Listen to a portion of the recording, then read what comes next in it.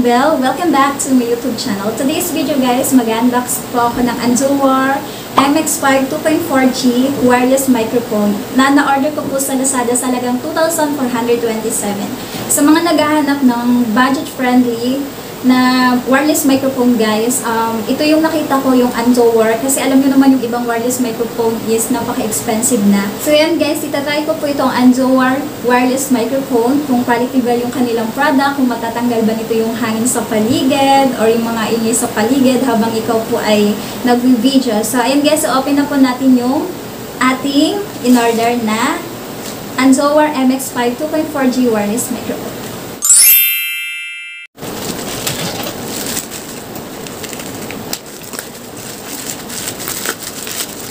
So, ganito siya guys.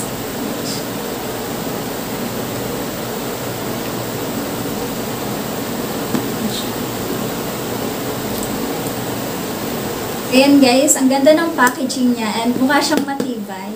Ayan, nakaano po siya, nakabalot pa siya ng plastic.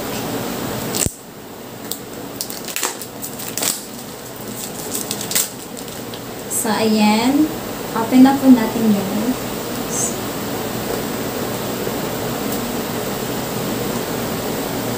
Ayan.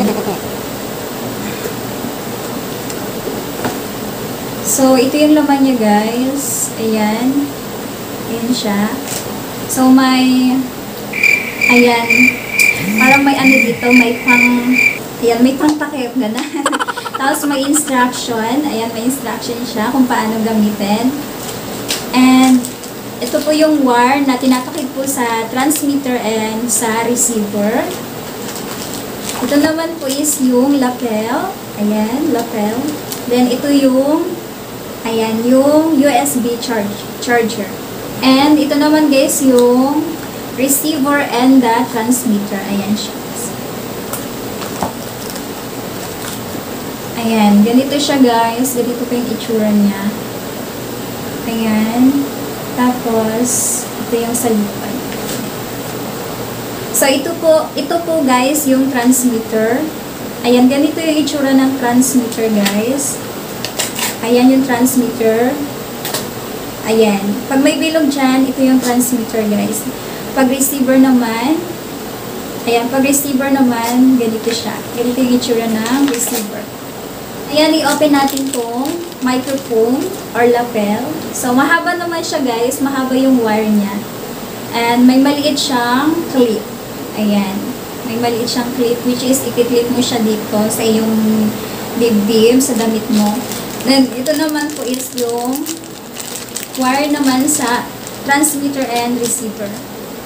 Pag i-on na po natin itong receiver and the transmitter guys, i-press lang po natin, long press lang po natin itong dalawa. Ayan.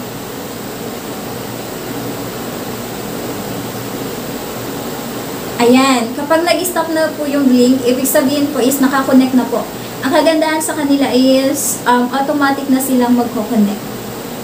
Ayan, pag once na nag-blink pang isa sa kanila, ibig sabihin po nun is hindi pa sila nagko-connect. Once na nag-stop na po yung blink, ibig sabihin po is nag-connect na po silang dalawa. Dito guys, sa transmitter guys, makikita nyo po yung, ayan, volume up, at pwede nyo din pong pahinaan. So, click nyo lang po yung dalawa na yan kung gusto nyo pahinaan or palakasin po yung volume yan.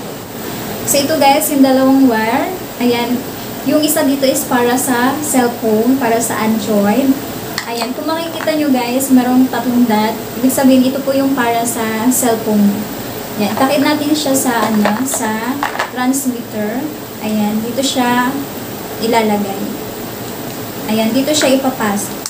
Then, ito naman is dun sa cellphone. Itatry na po natin itong dalawang to, itong wireless microphone, kung effective ba ito, kung gumagana ba, kung hindi na ba maririnig yung hangin. Kung naririnig nyo guys sa paligid, may naririnig kayong shhh. Ayan, itry natin to kung kaya niyang mawala yung ganong tunog na yan. Sige, try na natin.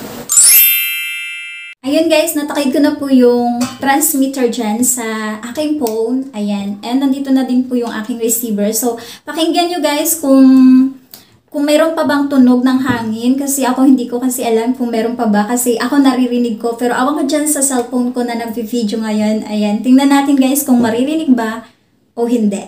Nagulat ako guys kasi hindi na siya naririnig yung tunog na shh kanina nung ginamit ko yung dalawang wireless microphone. So yun guys, happy lang ako sa result. Then itatry naman natin yung dalawang wireless microphone sa labas kung ganun din ba yung magiging result. Sa description ng Anzowar guys, nakalagay doon na 50 meters away, maririnig mo pa rin or marirecord niya pa rin yung sinasabi mo. And sabi doon is wala na daw blocking. Ayan, nakalagay doon clear sound quality and ayan, kahit yung mahina lang yung boses mo, maririnig ka pa rin. Ayan naman po natin tong microphone na lapel. Ayan.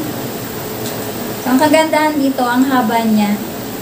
Ayan, yung receiver, pwede mo siyang i-clip na lang. Itong receiver, pwede mo siyang i-clip sa likod mo kasi ang haba nung lapel niya. I-try natin tong lapel na to guys sa labas kasi this is, for me, internal kasi to. Pag wala itong lapel na to, this is internal microphone. Pwede siya dito lang sa loob ng bahay. Ayan, kasi mas ano siya, mas, hindi mo siya magaganon kapag ikaw ay nag-vlog.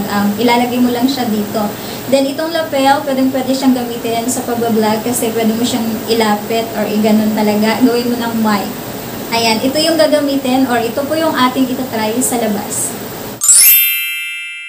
Hello guys! Ayan, nandito na po ako sa labas. So, itatry na po natin tong lapel using this transmitter and yung receiver guys is nakatakip na po dyan sa phone na yan. So, itatry na natin kung talaga bang gumagana. Sabi is 50 meters away gumagana siya. So, tara, try na natin. Ayan, lalayo na po ako guys. So, ayan, kung naririnig nyo ako, ayan, lalayo po ako. Ayan po, andito na ako guys. Sana narinig nyo ako. Lalayo po ako. Ayan, andito na ako. So, babalik na ako. So, ayan, balik na tayo.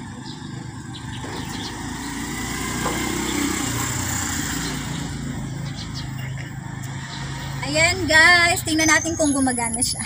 So ayan naman guys, itry naman natin tong transmitter. Wala po yung lapel. So itatry natin kung gumagana to. So lalayo na ulit ako, no? Ayan, sana ako parinig ako. Ayan, itong gamit ko is transmitter lang po. Wala siyang lapel. Ito pa naman.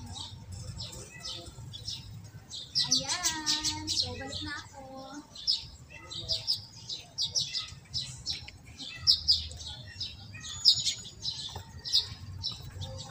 So, ayan guys, titingnan natin kung gumagana siya.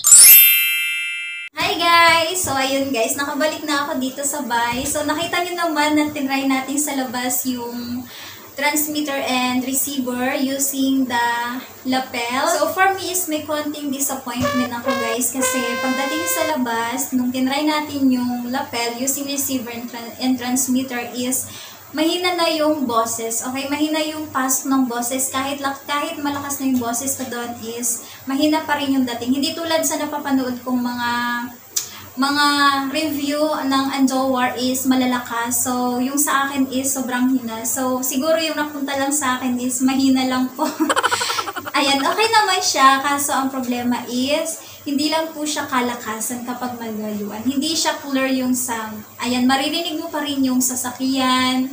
So, mas malakas pa ata yung sasakyan kesa sa boses ko. Pero, sa mga naghahanap guys ng friendly budget, so okay na po yan sa Anzowar. Kasi syempre, kung gusto natin yung talagang loud and clear yung boses natin, yung talagang boses lang po natin yung maririnig. So, bumili na tayo ng expensive. Guys, Anzowar is, hindi siya kamahalan. Kung gusto nyo guys ng talagang quality, doon na tayo sa expensive. Anzowar is okay naman siya sa pagbablog. Yung receiver, okay naman siya dito sa loob ng bahay. Nagagamit ko naman siya kasi wala siyang, hindi mo na maririnig yung hangin. Unlike dun sa labas na mahina lang yung boses kapag malayuan na. Tips ko lang sa mga naghahanap ng wireless microphone na naghahanap ng mura, magbasa muna tayo ng mga feedback And hindi po lahat ng feedback is magaganda. Okay, mostly sa mga feedback is may magaganda, may hindi. So, panoorin nyo muna yung mga feedback, lalo na yung mga nagfe-feedback ng mga nagre-review din ng microphone, ng wireless microphone. Panoorin nyo muna yun kung maganda, kung okay, kasi much better yung pinapanood kaysa yung nagbabasa lang tayo, no? Kasi minsan sasabihin maganda, yung pala hindi. Ayan, parang naghahanap lang sila ng mabibiktima, charot. So, for me naman is, okay naman siya dito sa bahay. So, pagdating sa labas, for me, magagamit mo pa rin siya, pero hindi mo na masyadong maririnig yung boses mo. Kasi ako yung tipong malakas talaga ang boses ko, guys. Ayan, using lapel kanina and using the receiver, malakas na po yung boses ko nun. Ayan, halos isigaw ko na. Yung receiver and transmitter, guys, is ingatan yung mabagsak kasi masyado siyang magaan. So, parang pag isang bagsak lang sa kanya is masisira siya. So, pinakaingatan lang natin dun is mabagsak. So, ayun guys, hanggang dito na lang po ang aking video. Don't forget to like, share, and subscribe to my YouTube channel and click the bell all para lagi po kayong ma-notify sa aking mga latest na upload.